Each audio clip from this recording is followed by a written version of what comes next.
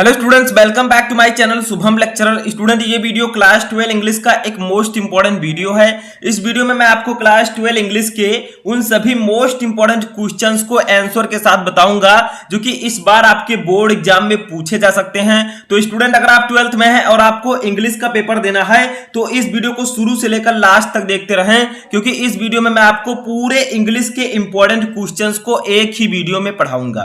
देखिए, इस वीडियो में मैं आपको 12th इंग्लिश प्रोज और सप्लीमेंट्री रीडर इन सभी के क्वेश्चंस को बताऊंगा। जितने भी चैप्टर हैं सभी चैप्टर के क्वेश्चंस आपको एक ही वीडियो में पढ़ाए जाएंगे।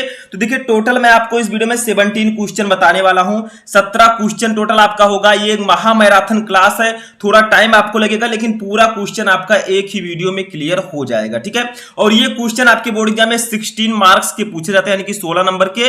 तो आपका 16 नंबर भी क्लियर हो जाएगा। तो आप लोग इस वीडियो को ज्यादा से ज्यादा लाइक करें और इस वीडियो को शुरू से लेकर लास्ट तक देखते रहें, ताकि एक भी क्वेश्चन आपका मिस ना हो और इसमें से जो भी क्वेश्चन आए आप उसका आंसर आसानी से लिख सकें। तो चलिए वीडियो को स्टार्ट करते हैं। सबसे पहले हम देखेंगे अपने प्रोज के फर्स्ट चैप्टर के क्वेश्चंस को।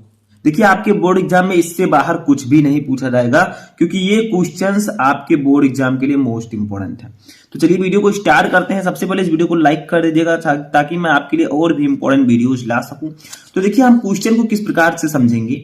सबसे पहला क्वेश्चन जो हमारा होगा वो हमारे फर्स्ट चैप्टर से है, जिसका नाम है द लास्ट लेसन। ठीक है, हमारे क्वेश्चन में होगा क्या, मैं आपको जो आंसर बताऊंगा वो हिंदी मीनिंग के साथ बताऊंगा, ताकि आपको वो आंसर हमेशा के लिए याद हो जाए। देखिए, फर्स्ट क्वेश्चन है, what did M Hamel say about the French language. यानी कि एम हेमल ने फ्रेंच भाषा के बारे में क्या कहा। ठीक है, तो एम हेमल जो कि एक टीचर हैं, उन्होंने फ्रेंच भाषा के बारे में क्या कहा, उसकी क्या बड़ाई की। तो यहां पर हम इसका आंसर लिखेंगे। ठीक है, हम लिखेंगे एम हेमल, छोटा सा आंसर है, डायरेक्टली लिखेंगे he called French, he called French the most beautiful language, the most beautiful language in the world. ठीक है, तो ये तो इतना हो गया कि ही कॉल्ड, उन्होंने कहा। ठीक है, फ्रेंच भाषा को the most beautiful language in the world, यानी कि संसार की सबसे खूबसूरत भाषा। यानी कि उन्होंने फ्रेंच को दुनिया की सबसे खूबसूरत भाषा कहा। ठीक है, क्योंकि हमें 30 वर्ड में इसका आंसर देना है, ये शॉर्ट क्वेश्चन है, तो हमें क्या करना होगा, थोड़ा सा और लिखना है। ठीक है, आगे देखिए, ही सैड, उन्होंने और भी कुछ कहा। He said that it was the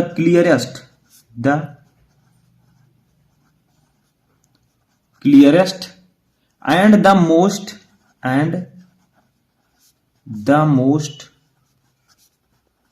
logical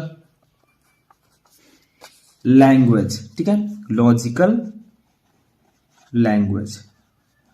आगे उन्होंने क्या कहा, ही सैड, उन्होंने कहा दैट कि इट वाज द क्लियरेस्ट, यानी कि यह सबसे स्पष्ट, एंड द मोस्ट लॉजिकल, और सबसे तार्किक लैंग्वेज भाषा है। तो उन्होंने कहा कि यह सबसे स्पष्ट और सबसे तार्किक भाषा है। तो क्वेश्चन था कि एम हेमल ने फ्रेंच भाषा के बारे में क्या कहा। तो उन्होंने फ्रेंच को दुनिया की सबसे खूबसूरत भाषा कहा। उन्होंने कहा कि यह सबसे स्पष्ट और सबसे तार्किक भाषा है। ठीक है, इस प्रकार से आपको आंसर देना है। अब सेकंड क्वेश्चन जो है हमारा, इसका आंसर मैं ऑलरेडी लिखा हुआ हूं। देखिए क्या है, what had been put on the bulletin board, यानी कि सूचना पट्ट पर क्या लगाया गया था। जो स्कूल का सूचना पट्ट था उस पर क्या लगाया गया था। देखिए, एन ऑर्डर फ्रॉम बर्लिन, यानी कि बर्लिन से एक आदेश। ठीक है, had been put on the bulletin board, यानी कि बर्लिन से एक आदेश आया था जिसको बुलेटिन बोर्ड पर लगाया गया था। ठीक है, जिसको बुलेटिन बोर्ड पर लगाया गया था। इट सैड दैट का मतलब क्या होगा, इसने कहा कि only German would be taught, यहां पर टॉट लिखिएगा, मैंने सी लिख दिया taught, only German would be taught, यानी कि सिर्फ जर्मन पढ़ाया जाएगा in the schools of Alsace and Lorraine, यानी कि एल्सेस और लोरेन के स्कूल में। तो इसका आप कह सकते हैं कि बर्लिन से एक आदेश बुलेटिन बोर्ड पर लगाया गया था, उसमें कहा गया था कि अल्सेस और लॉरेन के स्कूल में अब सिर्फ जर्मन ही पढ़ाई जाएगी, ठीक है, फ्रेंच नहीं पढ़ाया जाएगा। आगे देखिए, the teaching of French had to be stopped, ठीक है, यानी कि फ्रेंच के शिक्षण को रोकना पड़ेगा, ठीक है। तो द टीचिंग ऑफ फ्रेंच, यानी कि फ्रेंच की जो पढ़ाई थी उसको रोकना पड़ेगा। तो यही यहां पर कहा गया था, ठीक है, जो सूचना पत्र था उस पर यही लिखा गया था कि बर्लिन से एक आदेश आया था कि अल्सेस और लॉरेन के स्कूल में अब केवल जर्मन ही पढ़ाया जाएगा, फ्रेंच के शिक्षण को रोक दिया गया, ठीक है। समझ में आया? चलिए नेक्स्ट क्वेश्चन देखते हैं। अब देखिए नेक्स्ट क्वेश्चन जो हमारा है वो हमारे दूसरे चैप्टर से है, ठीक है। अब दूसरे चैप्टर का नाम क्या है? इसका नाम है लॉस्ट स्प्रिंग, ठीक है। क्वेश्चन क्या है कि why does the author say garbage to them in gold, यानी कि लेखिका ऐसा क्यों कहती हैं कि कचरा उनके लिए सोना है। किसके लिए? जो रैग पिकर्स हैं, जो कचरा बीनने वाले हैं। देखिए क्यों क्यों उनके लिए सोना है कचरा। देखिए, garbage is the only means of survival for them, यानी कि उनके लिए कूड़ा करकट ही जीवन यापन का एकमात्र साधन है। सर्वाइवल, जीवन यापन का, ठीक है। तो गार्बेज जो है, कूड़ा करकट ही उनके लिए जीवन यापन का एकमात्र साधन है। They search for something valuable, valuable का मतलब मूल्यवान, ठीक है। तो they search for something valuable in the garbage, यानी कि वे कूड़ा करकट में कुछ मूल्यवान चीजें खोजते हैं। एंड सेल फॉर ये लिटिल मनी, और उसे कुछ रुपयों के लिए, कुछ पैसों के लिए बेचते हैं, ठीक है। आगे देखिए, दे पिच दियर टेंट्स, वे अपना टेंट्स वही गाड़ देते हैं। टेंट मतलब जहां वे रहते हैं, ठीक है, टेंट लगाकर, तो वे अपना टेंट्स वही गाड़ देते हैं। वेयर एवर, जहां कहीं भी, दे कैन फाइंड रैग्स, उन्हें कूड़ा करकट मिलता है। यानी कि जो रैग पिकर हैं वो अपना टेंट्स वही गाड़ देते हैं जहां कहीं भी उन्हें रहने के लिए उन्हें कूड़ा करकट मिलता है। सो द ऑथर, इसलिए लेखिका ने राइटली सेज, सही ही कहा है, ठीक ही कहा है, दैट की garbage is no less than gold to the rag picker, यानी कि कचरा बीनने वाले के लिए कचरा कूड़े करकट से कम नहीं, कचरा बीनने वाले के लिए कचरा सोने से कम नहीं होता, ठीक है। तो यहां पर क्वेश्चन आपका सिंपली था कि जो लेखिका है वो ऐसा क्यों कहती हैं कि कचरा उनके लिए सोना है। तो देखिए, garbage is the only means of survival for them, यानी कि उनके लिए कूड़ा करकट ही जीवन यापन का एकमात्र साधन है। They search for something valuable in the garbage and sell for ये लिटिल मनी, यानी कि वे कचरे में कुछ मूल्यवान चीजें खोजते हैं और थोड़े से पैसे में बेचते हैं। They pitch their tents wherever they can find rags, वे अपना तंबू वहीं गाड़ देते हैं जहां कहीं उन्हें कचरा मिल जाता है। So the author rightly says that garbage is no less than gold for the rag picker, यानी कि इसलिए लेखिका ने ठीक ही कहा है कि कचरा बीनने वाले के लिए कूड़ा करकट सोने से कम नहीं होता, क्योंकि उन्हीं में उन्हें कुछ मूल्यवान चीजें मिल जाती हैं जिनको बेचकर वो अपना जीवन यापन करते हैं, ठीक है। चौथा क्वेश्चन भी हमारा इसी चैप्टर से, लॉस्ट स्प्रिंग से ही। What is Saheb looking for in the garbage dumps, यानी कि जो साहेब है वो कूड़े के ढेर में क्या खोज रहा है। Where is he and where has he come from, वह कहां है और कहां से आया है। तो देखिए लिखेंगे, साहेब इज ये rag picker,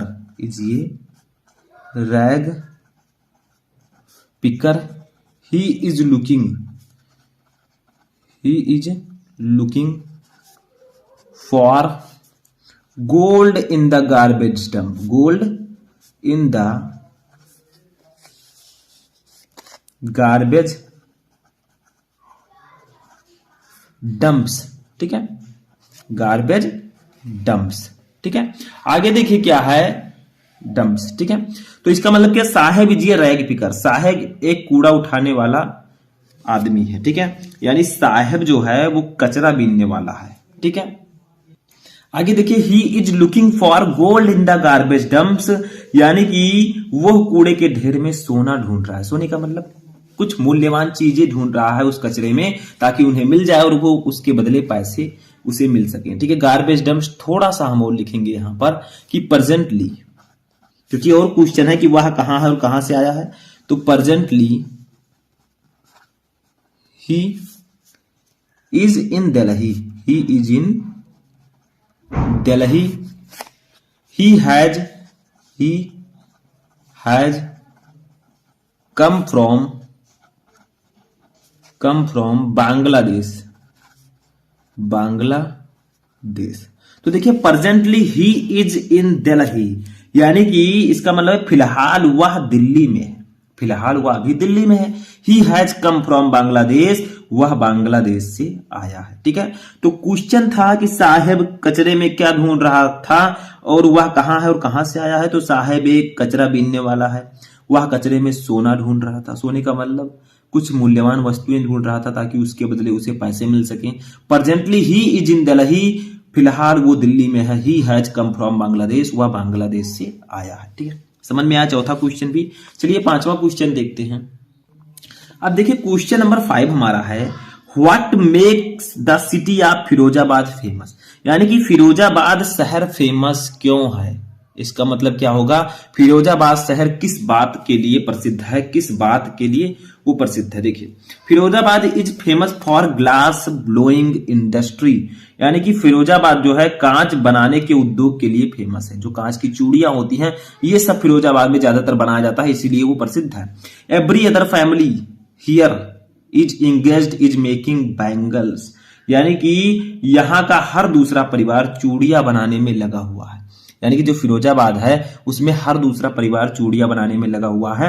it is famous for his bangles, यह अपनी चूड़ियों के लिए प्रसिद्ध है।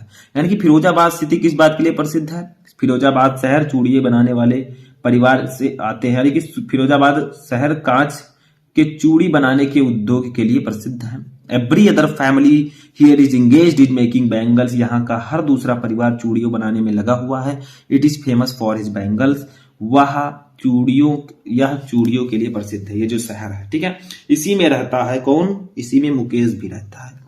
उसका क्या आगे देखते हैं। तो देखिए ये हमारा, how is Mukesh attitude to his situation different from that of his family, यानी कि अपने हालात के प्रति मुकेश का दृष्टिकोण उसके परिवार के दृष्टिकोण से किस प्रकार भिन्न है। यानी कि आपको पता है कि मुकेश फिरोजाबाद में रहता है, वहां पर उसका परिवार चूड़ियां बनाने का काम करता है, कांच की वस्तुएं बनाने का काम करता है। तो आखिर मुकेश कौन है और वो क्या करना चाहता है अपनी लाइफ में, क्या वह भी चूड़ियां बनाना चाहता है, वही यहां पर पूछा जा रहा है कि अपने हालात के प्रति मुकेश का दृष्टिकोण उसके परिवार के दृष्टिकोण से किस प्रकार भिन्न है। तो देखिए मुकेश कम्स फ्रॉम ये फैमिली ऑफ बैंगल मेकर्स, यानी कि मुकेश चूड़ी बनाने वाले परिवार से आते हैं, वो चूड़ी बनाने वाले परिवार से बिलोंग करते हैं। Unlike his family members he does not want to cling to bangle making, यानी कि अपने परिवार के सदस्यों के विपरीत वह चूड़ी बनाने में नहीं लगना चाहता, चूड़ी बनाने वाले काम को वह नहीं करना चाहता। ठीक है, अनलाइक हिज फैमिली, अपने परिवार के विपरीत, अपने परिवार के सदस्य के विपरीत, he does not want to cling to bangle making, वह चूड़ियां बनाने वाले काम में नहीं लगना चाहता। ठीक है, he wants to become a motor mechanic, वह एक मोटर मैकेनिक बनना चाहता है। ठीक है, वह एक मोटर मैकेनिक बनना चाहता है, ये याद रखिएगा। ठीक है, यही क्वेश्चन पूछा जा सकता है। ठीक है, आगे देखिए 7वां क्वेश्चन हमारे तीसरे चैप्टर से होगा। तो ये देखिए क्वेश्चन हमारा 7वां है जो हमारे तीसरे चैप्टर द राइटर से है। देखिए क्वेश्चन है, when did the writer join the YMCA pool and why, यानी कि जो लेखक हैं, ठीक है, वो YMCA पूल यानी कि YMCA तरल ताल में कब भर्ती हुए और क्यों। एक ताल है, एक पूल है, ठीक है, उसमें लेखक जो है कब भर्ती हुए और क्यों। तो देखिए वहां पर होता क्या है, वहां पर आपको स्विमिंग सिखाया जाता है, जो तैरना है। ठीक है, तो ही वाज 10 और 11 years old when he join the YMCA pool, यानी कि वो 10 या 11 साल के थे जब उन्होंने YMCA पूल ज्वाइन किया। ठीक है, YMCA पूल में वो भर्ती हुए। It offered an opportunity to learn to swim, यानी कि यहां पर आपको तैरना सीखने का अवसर मिलता है, यानी कि इससे तैरना सीखने का अवसर प्रदान किया। ठीक है, तो देखिए क्या है, इट ऑफर्ड, इसने प्रदान किया, एन अपॉर्चुनिटी, एक अवसर, टू लर्न टू स्विम, यानी कि तैरना सीखने का। तो इसने तैरने को सीखने का एक अवसर प्रदान किया, किसने, YMCA पूल। ठीक है, में हम chapter 1 the third level, chapter 2 the tiger king, chapter 3 journey to the end of the earth और चैप्टर 4 द एनिमी, इन चारों चैप्टर के मोस्ट इंपोर्टेंट क्वेश्चंस को आंसर के साथ, हिंदी मीनिंग के साथ पढ़ेंगे। ठीक है, तो चलिए स्टार्ट करते हैं। तो सबसे पहला जो क्वेश्चन हमारा होगा वो हमारे फर्स्ट चैप्टर से है जिसका नाम है द थर्ड लेवल। ठीक है, क्वेश्चन देखिए क्या है, how did Charlie get lost in the grand central station on two previous occasion. ठीक है, इसका मतलब क्या होगा, तो इसका मतलब होगा कि चार्ली पिछले 2 अवसरों पर ग्रैंड सेंट्रल स्टेशन में कैसे गुम हो गया। देखिए चार्ली जो है वो ग्रैंड सेंट्रल स्टेशन पर कैसे गुम हो गया, ठीक है, आपको ये बताना है। तो मैं आपको सिंपल तरीके से बताऊंगा इसका आंसर, ताकि आप लोग इस प्रकार से अगर बोर्ड एग्जाम में लिखे तो आपको पूरा नंबर मिले, ठीक है। तो क्वेश्चन है कि how did Charlie get lost in the grand central station on 2 previous occasion, यानी कि चार्ली पिछले 2 अवसरों पर ग्रैंड सेंट्रल स्टेशन में कैसे गुम हो गया। देखिए इस चैप्टर के बहुत सारे क्वेश्चन मैं आपको ऑलरेडी भी पढ़ा चुका हूं, उनको भी आपको जाकर पढ़ना है, क्योंकि ये क्वेश्चन आ सकते हैं, जो क्वेश्चन मैंने पढ़ाया वो भी आ सकते हैं, तो आपको जाकर उसे भी देख लेना, ठीक है। तो देखिए grand central station was like a मेज, यानी कि ग्रैंड सेंट्रल स्टेशन जो है वाज था लाइक की तरह, ये मेज एक भूल भुलैया, मेज का मतलब होता है भूल भुलैया, ठीक है। तो ग्रैंड सेंट्रल स्टेशन एक भूल भुलैये की तरह था, ठीक है। भूल भुलैये में अगर आप फंस जाएं तो आप रास्ता भूल जाएंगे। आगे देखिए Charlie always lost his way, यानी कि चार्ली ऑलवेज हमेशा लॉस्ट खो दिया या भूल जाना, हिज वे अपने रास्ते को। तो चार्ली ने हमेशा अपना रास्ता खो दिया, यानी कि चार्ली हमेशा अपना रास्ता भूलता रहा, ठीक है, क्योंकि वो भूल भुलैये की तरह था। आगे देखिए once he got into a tunnel about a mile long and came out in the lobby of a hotel. तो वंस ही गॉट, वंस का मतलब एक बार, ठीक है, ही गॉट उसने पाया, ठीक है, उसने पाया, इनटू ए ट्यूनल एक ट्यूनल, ठीक है, ट्यूनल का मतलब क्या होता है, एक सुरंग, ठीक है, अबाउट ये मील लगभग 1 मील की, ठीक है। तो क्या हुआ कि जो चार्ली है वो एक बार वह लगभग 1 मील लंबी सुरंग में घुसा, ठीक है, यानी कि चार्ली जब उस भूल भुलैये में फंसा था तो वो जो है 1 मील लंबी सुरंग में घुसा, एंड और केम आउट इन ये लॉबी ऑफ ये होटल, और वो एक होटल की लॉबी में निकला। देखिए केम आउट निकला इन द लॉबी, एक लॉबी में, ऑफ ये होटल एक होटल की, ठीक है। तो क्या हुआ कि once he got into a tunnel about a mile long and came out in the lobby of a hotel, यानी कि एक बार वह लगभग 1 मील लंबी सुरंग में घुसा और एक होटल की लॉबी में निकला। देखिए ध्यान से समझना, थोड़ा सा हार्ड आपको लगेगा क्योंकि ऐसे क्वेश्चन आपने पहले ज्यादा नहीं पढ़े होंगे, लेकिन अब तब भी आपको ध्यान से समझना एक एक क्वेश्चन। आगे देखिए ऑन एन अदर ओकेजन, यानी कि दूसरे अवसर पर, he came up in an office building, यानी कि वह एक कार्यालय भवन में निकला। देखिए ऑफिस का मतलब कार्यालय, बिल्डिंग का मतलब भवन, तो दूसरे अवसर पर वह एक कार्यालय भवन में निकला। तो देखिए क्वेश्चन क्या था कि how did Charlie get lost in the grand central station on 2 previous occasion, यानी कि चार्ली पिछले 2 अवसरों पर ग्रैंड सेंट्रल स्टेशन में कैसे गुम हो गया। तो देखिए 2 अवसर में वो कैसे गुम हुआ। सबसे पहले आप ये जानिए grand central station was like a मेज, ग्रैंड सेंट्रल स्टेशन एक भूल भुलैये की तरह था। Charlie always lost his way, Charlie हमेशा अपना रास्ता भूलता रहा। वंस ही गॉट, पहली बार यानी कि पहले अवसर पर क्या हुआ, once he got into a tunnel about a mile long and came out in the lobby of a hotel. तो एक बार वह लगभग 1 मील लंबी सुरंग में घुसा और एक होटल की लॉबी में निकला। ऑन एन अदर ओकेजन, दूसरे अवसर पर, he came up in a office building, वह एक कार्यालय भवन में आया, ठीक है। तो दोनों अवसर पर इस प्रकार से उसने अपना रास्ता खो दिया, ठीक है, समझ में आ गया। ऐसे ही आपको समझना है। ऐसे दूसरा क्वेश्चन देखिए क्या है, what is Sam's old business, यानी कि सैम का पुराना काम क्या है, पुराना धंधा क्या है। Why can't he go back to it, वह इसके लिए वह वापस क्यों नहीं जा सकता, यानी कि सैम का पुराना धंधा क्या है, इसके लिए वह वापस क्यों नहीं जा सकता। तो देखिए सैम जो है ये एक साइकियाट्रिस्ट है, साइकियाट्रिस्ट का मतलब मनोचिकित्सक। तो देखिए सैम्स ओल्ड बिजनेस, सैम का पुराना धंधा, इज है दैट की ऑफ ये साइकियाट्रिस्ट एक मनोचिकित्सक का, ठीक है। तो सैम का पुराना धंधा एक मनोचिकित्सक का है, यानी कि वो साइकियाट्रिस्ट है। आगे देखिए बट लेकिन नाउ, अब ही इज इन गैलेसवर्ग, वह गैलेसवर्ग में है, आप 1894 यानी कि 1894 की। तो लेकिन अब वह 1894 के गैलेसवर्ग में है। देखिए वो कल्पना करता है, ठीक है, कि मैं 1894 के गैलेसवर्ग में आ चुका हूं। तो 1894 में हमारे पास उतना प्रॉब्लम नहीं था जितना आज प्रेजेंट टाइम में, मॉडर्न युग में, ठीक है। इट इज ए पीरियड, यह वह समय है व्हेन जब people are free from all worries, लोग सभी प्रकार की चिंताओं से मुक्त थे। तो 1894 वह समय अवधि है, वह समय है जब लोग सभी प्रकार की चिंताओं से मुक्त थे। तो जब किसी प्रकार की चिंता नहीं रहेगी तो वहां पर किसी मनोचिकित्सक की आवश्यकता ही नहीं होगी। तो देखिए there is no need of any psychiatrist, वहां किसी भी मनोचिकित्सक की आवश्यकता नहीं है। 10 इस प्रकार Sam can not go back, वापस नहीं आ सकता है, टू हिज ओल्ड बिजनेस, अपने पुराने व्यवसाय में। ठीक है, तो इस प्रकार सैम अपने पुराने व्यवसाय में वापस नहीं जा सकता। तो क्वेश्चन था कि सैम का पुराना बिजनेस क्या है, वह अपने बिजनेस में वापस क्यों नहीं जा सकता। तो Sam sold business is that of a psychiatrist, Sam का पुराना व्यवसाय एक मनोचिकित्सक का है। But now he is in Galesburg of 1894, लेकिन अब वह 1894 के गैलेसवर्ग में है। It is a period when people are free from all worries, यह वह समय है, यह वह अवधि है जब लोग सभी प्रकार की चिंताओं से मुक्त हैं। There is no need of any psychiatrist, यहां किसी भी मनोचिकित्सक की आवश्यकता नहीं है। Thus Sam can not go back to his old business, इस प्रकार सैम अपने पुराने व्यवसाय में नहीं जा सकता। ठीक है, तो यही आपका आंसर होगा। समझ में आ रहा है, ध्यान से समझिएगा, एक एक क्वेश्चन बहुत ही ज्यादा इंपॉर्टेंट है। चलिए तीसरा क्वेश्चन देखते हैं। तो देखिए हमारा तीसरा क्वेश्चन जो है ये हमारे सेकंड चैप्टर से है, जिसका नाम है द टाइगर किंग। देखिए क्वेश्चन क्या है कि what will the maharaja do to find the required numbers of tigers to किल।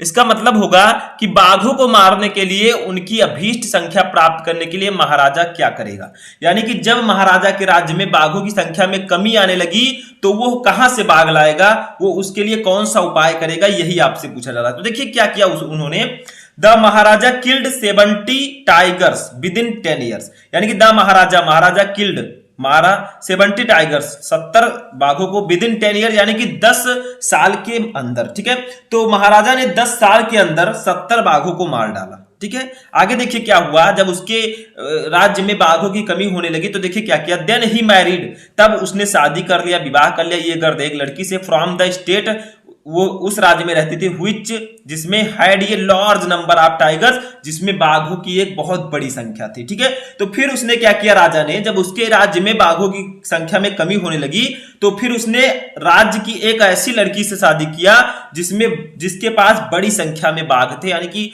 उसके राज्य में काफी बाघ थे, बाघों की संख्या ज्यादा थी। तब उसने क्या किया, द महाराजा किल्ड 5 और 6 टाइगर ईच टाइम, तब उसने क्या किया, लगभग 5 से 6 बाघों को मारते थे, यानी कि महाराजा हर बार लगभग 5 से 6 बाघों को मारने लगे ताकि वो 100 बाघों को पूरा कर सकें। फिर क्या हुआ, ही visited his father in law, तब वो अपने ससुर जी के पास गए, यानी कि जिससे उसकी शादी हुई थी जिस लड़की से, उसके पिताजी के पास गए, यानी कि वो अपने ससुर के पास गए। फिर क्या हुआ, 10 इस प्रकार ही वाज एबल, वह समर्थ रहे, टू किल मारने में 99 टाइगर, यानी कि 99 बाघों को। तब इस प्रकार वह 99 यानी कि 99 बाघों को मारने में सक्षम थे। ठीक है, तो उन्होंने 99 बाघों को मार दिया था। फिर लास्ट में क्या हुआ, तो क्वेश्चन आपका क्या था कि what will the maharaja do to find the required number of tiger to kill, यानी कि बाघों को मारने के लिए उनकी अभीष्ट संख्या प्राप्त करने के लिए महाराजा क्या करेगा। तो the Maharaja killed 70 tigers with in 10 years, यानी कि महाराजा ने 10 साल के अंदर 70 बाघों को मार डाला। Then he married a girl from the state which had a large number of tigers, तब उसने एक ऐसे राज्य की लड़की के साथ शादी की जिसके राज्य में बड़ी संख्या में बाघ थे। द महाराजा किल्ड 5 और 6 टाइगर ईच टाइम, और लगभग हर बार महाराजा 5 से 6 बाघों को मारते थे। He visited his father in law, तब वो अपने ससुर जी के पास गए। Thus he was able to kill 99 tigers, इस प्रकार उन्होंने 99 यानी कि 99 बाघों को मारने में सक्षम थे। ठीक है, अब आगे चलते हैं, चौथा क्वेश्चन देखते हैं। तीसरा क्वेश्चन समझ में आ गया, चौथा क्वेश्चन देखिए क्या है, इसी चैप्टर से है। Why was tiger hunting banned in Pratibandapuram, यानी कि प्रतिबंधपुरम जो राज्य है इसमें बाघ के शिकार पर प्रतिबंध क्यों लगा दिया गया। तो देखिए राजा है, अब राजा को ज्यादा से ज्यादा बाघों को मारना था, तो वो चाहते थे कि अपने राज्य में मैं ही सिर्फ बाघों का शिकार करूं, कोई और ना करे, क्योंकि उनको 100 बाघों को मारना था। ठीक है, क्योंकि भविष्यवाणी की गई थी कि तुम्हारी मृत्यु जो होगी वो बाघ के कारण होगी, इसीलिए क्या हुआ, बैन लगा दिया गया। तो देखिए why was tiger hunting banned in Pratibandapuram, यानी कि प्रतिबंधपुरम में बाघ के शिकार पर प्रतिबंध क्यों लगा दिया गया। तो देखिए the Maharaja was told by the astrologers that ये tiger would cause his death, so he decided to hunt all the tiger, यानी कि द महाराजा वाज टोल्ड, उनको बताया गया था बाय द एस्ट्रोलॉजर ज्योतिषियों द्वारा, दैट की ये tiger would cause his death, एक बाघ उनकी मृत्यु का कारण बनेगा। सो इसलिए ही डिसाइडेड, उन्होंने निर्णय किया, टू हंट, शिकार करने का, ऑल टाइगर, सभी बाघों का। तो क्या हुआ कि महाराजा को ज्योतिषियों ने बताया था कि एक बाघ के कारण उनकी मृत्यु होगी, यानी कि एक बाघ उनकी मृत्यु का कारण बनेगा, इसलिए उन्होंने सभी बाघों का शिकार करने का फैसला किया। ठीक है, फॉर दिस रीजन, इस कारण से टाइगर हंटिंग वाज बैंड, यानी कि शेर का, बाघ का शिकार करने पर प्रतिबंध लगा दिया गया, टू ऑल एक्सेप्ट यानी कि सभी पर सिवाय किसके, हिम, उनके राजा के। ठीक है, तो क्या हुआ, यही कारण है, ठीक है, यही कारण है कि उनके अलावा सभी के लिए बाघ के शिकार पर प्रतिबंध लगा दिया गया कि केवल राजा ही बाघों का शिकार अपने राज्य में कर सकता है। ठीक है, आगे देखिए क्या है, थोड़ा सा देखिए, the Maharaja himself wanted to hunt all the tiger, यानी कि महाराजा स्वयं सभी बाघों का शिकार करना चाहते थे ताकि वो सभी बाघों का शिकार कर सकें। ठीक है, तो यही रीजन था कि महाराजा ने अपने राज्य में बाघों के शिकार पर प्रतिबंध लगा दिया। ठीक है, तो एक बार फिर से देखते हैं, why was tiger hunting ban in Pratibandapuram, यानी कि प्रतिबंधपुरम में बाघ के शिकार पर प्रतिबंध क्यों लगा दिया गया। तो देखिए, the Maharaja was told by the astrologers that ये tiger would cause his death, so he decided to hunt all the tiger, यानी कि महाराजा को बताया गया था कि एक महाराजा को ज्योतिषियों ने बताया था कि एक बाघ उनकी मृत्यु का कारण बनेगा, इसलिए उन्होंने सभी बाघों का शिकार करने का फैसला किया। फॉर दिस रीजन, इस कारण से tiger hunting was banned to all except him, उनके अलावा बाघों के शिकार पर प्रतिबंध लगा दिया गया। The Maharaja himself wanted to hunt all the tigers, यानी कि महाराजा स्वयं ही सभी बाघों का शिकार करना चाहते थे। ठीक है, समझ में आया चौथा क्वेश्चन। चलिए पांचवा क्वेश्चन देखते हैं। तो देखिए, हमारा पांचवा क्वेश्चन जो है वो भी इसी चैप्टर से है, द टाइगर किंग से। देखिए, जो भविष्यवाणी की गई थी किसके द्वारा, ज्योतिषियों द्वारा, क्या वह भविष्यवाणी सत्य हुई, क्या राजा की मृत्यु बाघ द्वारा हुई। तो देखिए, how did the chief astrologers prediction prove true, यानी कि मुख्य ज्योतिषी की भविष्यवाणी कैसे सत्य सिद्ध हुई, यानी कि सही कैसे सिद्ध हुई, आखिर बाघ के कारण किस प्रकार से राजा की मृत्यु हुई। तो देखिए, the king and his son were playing with the wooden tiger, यानी कि द किंग राजा एंड हिज सन उसका पुत्र बियर प्लेइंग खेल रहे थे विथ द वुडन टाइगर, एक लकड़ी के बाघ के साथ। तो महाराजा और उसके पुत्र, ठीक है, राजा और उसका पुत्र लकड़ी के बाघ के साथ खेल रहे थे, अपने बच्चे को खिला रहे थे। ये सिल्वर पियर्स्ड, एक चांदी का टुकड़ा, द किंग्स हैंड्स, यानी कि राजा के हाथ में आकर चुभ गया। ठीक है, तो उसमें से एक चांदी का टुकड़ा जो है राजा के हाथ में आकर चुभ गया, यानी कि उनके हाथ में छेद कर दिया। अब जब हाथ में छेद हो गया तो क्या हुआ, देखिए, ही रिमूव्ड इट, उसने उसे निकाल दिया, बट लेकिन the infection flared and with in 4 days the king died, लेकिन क्या हुआ, संक्रमण लगातार फैलता गया और 4 दिनों के अंदर ही उनकी मृत्यु हो गई, राजा की मृत्यु हो गई। तो क्या कहा गया, आगे देखिए, it was Indeed the 100 tiger that kill the king, यह सचमुच वही 100वां बाघ था जिसने राजा को मारा। ठीक है, तो यह सचमुच वही बाघ था जिसने राजा को मारा। समझ में आ गया। तो चलिए थोड़ा सा फिर से देखते हैं, how did the chief astrologers prediction prove true, यानी कि मुख्य ज्योतिषी की भविष्यवाणी कैसे सिद्ध हुई। तो देखिए, the king and his son were playing with the wooden tiger, यानी कि राजा और उसके पुत्र लकड़ी के बाघ के साथ खेल रहे थे। ये silver pierces the king's hand, एक चांदी का छोटा सा टुकड़ा आकर उनके राजा के हाथ में चुभ गया, उनके हाथ में उसने छेद कर दिया। ही रिमूव्ड इट, उसने उसे निकाला, ठीक है, उसने उसे हटा दिया, बट लेकिन द इन्फेक्शन फ्लेयर्ड, संक्रमण बढ़ता गया, and with in 4 days the king died, और 4 दिनों के अंदर ही राजा की मृत्यु हो गई। इट वाज इंडीड, यह सचमुच या वास्तव में वही बाघ था, द 100 टाइगर 100वां बाघ था, दैट किल द किंग, जिसने राजा को मारा। ठीक है, तो वास्तव में 100वें बाघ था जो राजा को मारते थे। ठीक है, तो वही बाघ जो है लकड़ी का बाघ ही था, लेकिन राजा को बाघ के कारण ही उसकी मृत्यु हो गई। ठीक है, तो इस प्रकार से जो भविष्यवाणी थी ज्योतिषियों की वो सत्य सिद्ध हुई। समझ में आ गया। चलिए 6 नंबर क्वेश्चन देखते हैं, जो कि हमारे नेक्स्ट चैप्टर से है, जिसका नाम है journey to the end of the earth. ठीक है, इसमें हमें क्या पढ़ना है, चलिए देखते हैं।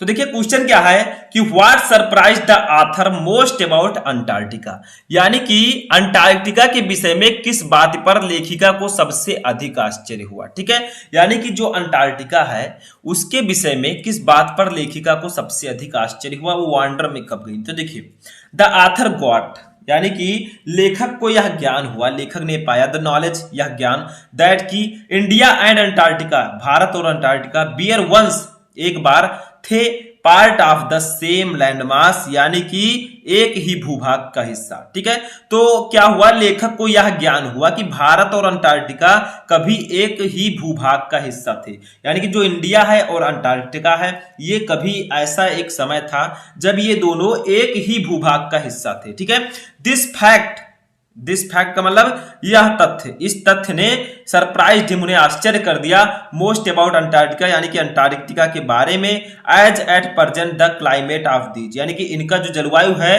These place are together different यानी कि अलग अलग है। ठीक है, तो क्या हुआ कि इस तथ्य ने, जो लेखिका है उन्हें अंटार्कटिका के बारे में सबसे अधिक आश्चर्यचकित किया, क्योंकि वर्तमान में इन स्थानों की जलवायु पूरी तरह से भिन्न है। यानी कि भारत और अंटार्कटिका की जो जलवायु है ये पूरी तरह से भिन्न है, लेकिन लेखिका को यह पता चला कि एक भारत और अंटार्कटिका कभी एक ही भूभाग के हिस्सा थे। ठीक है, यानी कि ऐसा भी समय था जब भारत और अंटार्कटिका एक ही भूभाग के हिस्सा थे। ठीक है, तो इसी बात ने लेखिका को आश्चर्य में डाल दिया। समझ में आ गया क्वेश्चन? तो चलिए नेक्स्ट क्वेश्चन देखते हैं। तो देखिए हमारा 7 नंबर क्वेश्चन है, इसी चैप्टर से है। देखिए, why is the average global temperature increasing, यानी कि औसत वैश्विक तापमान क्यों बढ़ रहा है, यानी कि जो हमारा वातावरण है इसका टेम्परेचर लगातार क्यों बढ़ रहा है। देखिए, the average global temperature is increasing, यानी कि वैश्विक तापमान, हमारे जो वैश्विक तापमान है वो लगातार बढ़ रहा है। क्यों? बिकॉज, क्योंकि ऑफ डिफ्लेक्शन यानी कि गिरावट हो रही है in the ozone layer, ozone परत में, व्हिच इफेक्ट्स जो प्रभाव डालता है द एक्टिविटीज ऑफ फाइटोप्लैंक्टन, यानी कि जो फाइटोप्लैंक्टन की गतिविधियों पर प्रभाव डालता है। ठीक है, अब जब फाइटोप्लैंक्टन की गतिविधियों पर प्रभाव पड़ेगा तो क्या होगा, which in turns affect the global carbon cycle, जो कि वैश्विक कार्बन चक्र को प्रभावित करता है।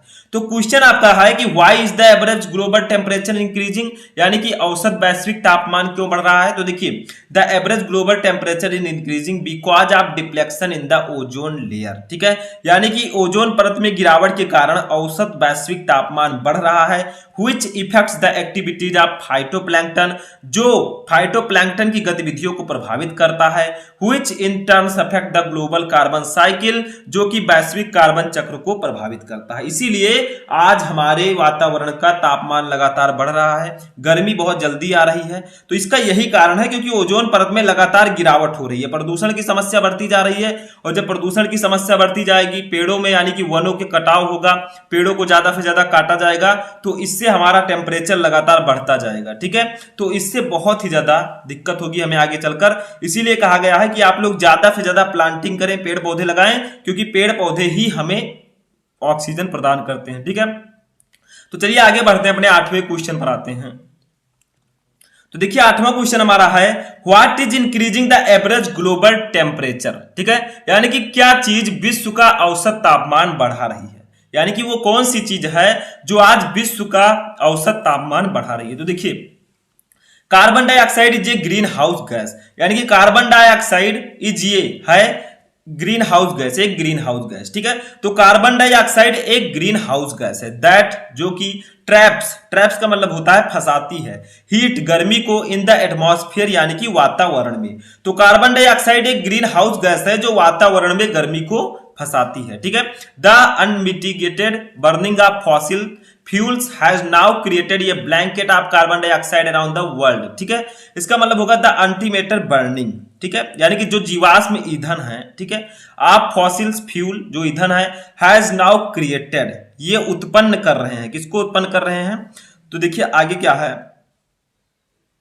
ये blanket of carbon dioxide around the world, यानी कि हमारे संसार में एक कार्बन डाइऑक्साइड का एक आवरण बन गया है। तो क्या हुआ है कि जीवाश्म ईंधन जो है इनके निरंतर जलने से अब दुनिया भर में कार्बन डाइऑक्साइड का एक आवरण बन गया है, यानी कि जो जीवाश्म ईंधन है इनके लगातार जलने से हमारे दुनिया में एक कार्बन डाइऑक्साइड का आवरण बन गया है। क्योंकि आपको पता है हम ऑक्सीजन को अंदर लेते हैं और कार्बन डाइऑक्साइड को बाहर निकालते हैं। ठीक है, तो कार्बन डाइऑक्साइड का जब आवरण बन जाएगा तो हम सांस कहां से लेंगे।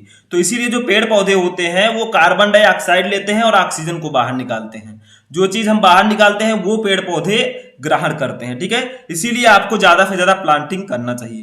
Which is slowly increasing the average global temperature, और यह धीरे धीरे औसत वैश्विक तापमान में वृद्धि कर रहा है। तो क्वेश्चन आपका था कि what is increasing the average global temperature, यानी कि क्या चीज है जो विश्व का औसत तापमान बढ़ा रही है। तो carbon dioxide is a green house gas that traps heat in the atmosphere, carbon dioxide एक ग्रीन हाउस गैस है जो वातावरण में गर्मी को बढ़ाती है। ठीक है, the unmitigated burning of fossil fuel has now created a blanket of carbon dioxide around the world which is slowly increasing the average global temperature. यानी कि जो जीवाश्म ईंधन के निरंतर जलने से अब दुनिया भर में कार्बन डाइऑक्साइड का एक आवरण बन गया है और धीरे धीरे औसत वैश्विक तापमान बढ़ रहा है, जो कि हमारे लिए एक खतरे की घंटी है। ठीक है, तो इसीलिए आपको क्या करना है, पेड़ पौधे ज्यादा से ज्यादा लगाने हैं ताकि हमारा वातावरण बचा रहे। ठीक है, चलिए अपना नेक्स्ट क्वेश्चन देखते हैं 9 नंबर। तो देखिए 9 नंबर क्वेश्चन जो है ये हमारे चौथे चैप्टर से है, जिसका नाम है द एनिमी। ठीक है, क्वेश्चन देखिए क्या है, हु वाज हाना, यानी कि हाना कौन थी। How did Sadao marry her, यानी कि सदाओ की उससे शादी किस तरह हुई। ठीक है, ये नाम थोड़ा डिफरेंट है क्योंकि ये लोग जापानीज हैं। ठीक है, तो हाना कौन थी, हाउ डिड सदाओ मैरिज हर, यानी कि सदाओ की उससे शादी किस तरह हुई। तो देखिए हाना वाज सदाओस वाइफ, यानी कि हाना जो थी वो सदाओ की पत्नी थी।